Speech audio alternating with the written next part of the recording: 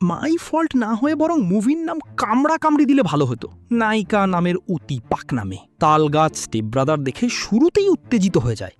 মুভিতে দেখা যায় স্টেপ ব্রাদার সিস্টারের সম্পর্ক টম অ্যান্ড জেরির সম্পর্ককে হার মানাবে, অথচ একটু পরপরই গাড়ির উপরে গাড়ি। লিভিং রুমের সোফায় একজন আরেকজনকে কামড়াতে শুরু করে। এক চোখ বন্ধ করে দেখতে হইছে এইরকম আস্তাক ফিরুল্লাহ মার্কা সিন। মুভিতে বাপ্পারাজের ভূমিকায় নায়িকার প্রাক্তন প্রেমিকও ছিল। বেচারার চোখের সামনে স্টেপ নামের কলঙ্করা মাঝ ভর্তি সুইমিং পুলে নেমে অক্সিজেন নেয়া দেয়ায় ব্যস্ত হয়ে পড়ে। মাঝখানে তাদের গায়ে চুলকানি হলে এরা কক্সবাজারে এসে বিচে গড়াগড়ি করে বালু মেখে যায়।